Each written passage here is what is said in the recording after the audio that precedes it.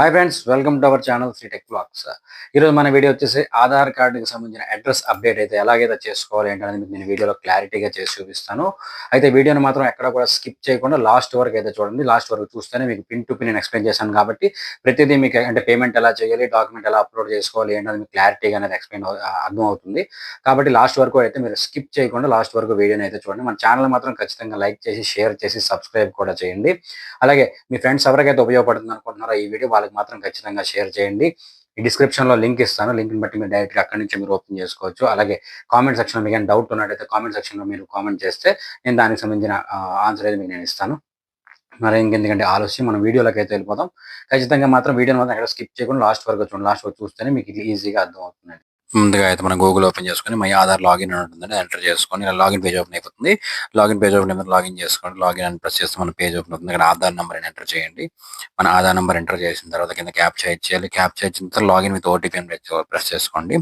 దీని లింక్ అయితే మీకు నేను డిస్క్రిప్షన్‌లో ఇస్తానండి. అక్కడి నుంచి మీరు డైరెక్ట్‌గా లాగిన్ అవ్వచ్చు. చూడండి ఈ విధంగా నేనైతే క్యాప్చా ఎంటర్ చేస్తున్నాను. ఈ విధంగా క్యాప్చా ఎంటర్ చేసి లాగిన్ విత్ ఓటీపీ కొట్టండి. అయిపోయిన వెంటనే ఇక్కడ మనకు మొబైల్‌కి మన రిజిస్టర్ మొబైల్‌కి ఒక ఓటీపీ వస్తుంది. ఆ ఓటీపీ వచ్చిన తర్వాత దాన్ని లాగిన్ చేసుకోవాలి. ఇలా ఎంటర్ చేసి లాగిన్ చేసుకోండి. లాగిన్ చేసుకున్న తర్వాత మన పేజ్ అయితే ఓపెన్ అవుతుంది. మన డీటెయిల్స్ అన్నీ కూడా అక్కడ ఓపెన్ అవుతాయండి మనవి. ఓపెన్ అయిన తర్వాత చూడండి ఈ విధంగా ఓపెన్ అవుతాయి. తర్వాత అడ్రస్ అప్డేట్ ఉంది చూసారా అక్కడ ప్రెస్ చేసుకోండి. తర్వాత అప్డేట్ ఆధార్ అడ్రస్ అని చెప్పి చూసారా ఇక్కడ చేసుకోండి. ఇక్కడ అడ్రస్ సెలెక్ట్ చేసుకోండి. చేసుకున్న తర్వాత ప్రొసీడ్ కొట్టండి. ఇక్కడ మన డీటెయిల్స్ అన్నీ ఓపెన్ అవుతాయి పాతవి. మనం ఇప్పుడు కొత్త అడ్రస్ ఏదైతే పెడదాం అనుకుంటున్నామో అది ఎంటర్ చేసుకోవాలి. ఇక్కడ అడ్రస్ డీటెయిల్స్, స్ట్రీట్, అలాగే ఏరియా ఉంటుంది. మన ఏరియాలో ఉన్న ల్యాండ్ మార్క్ ఎంటర్ చేసుకోవచ్చు. కొంచెం కేర్ ఆఫ్ అయితే తీస్తాడండి. కేర్ ఆఫ్ అయితే మనం ఎంటర్ చేయడానికి అవ్వదు. మొత్తం మిగిలిన డీటెయిల్స్ అన్ని కూడా మనం ఎంటర్ చేసుకోవచ్చు. ఇక్కడ మన పిన్ కోడ్ ఎంటర్ చేసిన తర్వాత ఆంధ్రప్రదేశ్ ఏ విలేజ్ అయితే విలేజ్, ఆ డిస్ట్రిక్ట్ ఇవన్నీ కూడా సెలెక్ట్ చేసుకోవాలండి. సెలెక్ట్ చేసుకున్న తర్వాత పోస్ట్ సెలెక్ట్ చేసుకోవాలి. పోస్ట్ సెలెక్ట్ చేసుకున్న తర్వాత ఇక్కడ అప్లోడ్ డాక్యుమెంట్ అని ఉంటుంది. అది ప్రొసీడ్ కొట్టుకోవాలి.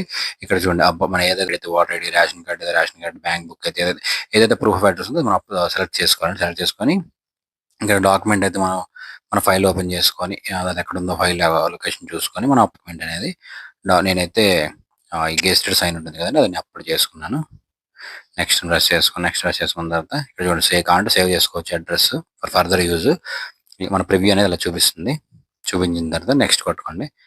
నెక్స్ట్ అయిపోయిన తర్వాత చూడండి ఇక్కడ ఈ విధంగా మొత్తం చూపిస్తుంది. మన పేమెంట్ దీనికి వచ్చేస్తుంది. పేమెంట్ బేస్కి దీన్ని యూపీఐ ద్వారా చేసుకోవచ్చు. లేదంటే అక్కడ చూసారా క్యూఆర్ కోడ్ ఉంది దాని ద్వారా మనం స్కాన్ చేసి చేసుకోవచ్చు. నేనైతే యూపీఐ ద్వారా చేస్తున్నాను.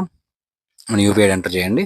దాని ద్వారా మనం పేమెంట్ చేసుకోవచ్చు. పేమెంట్ అయిపోతుంది కదా చూడండి. పేమెంట్ అయిపోయిన వెంటనే ఇక్కడ సక్సెస్ఫుల్ అని చెప్పేసి వచ్చేసి చూడండి ఈ విధంగా మనం అకౌంట్ డౌన్లోడ్ చేసుకోవచ్చు.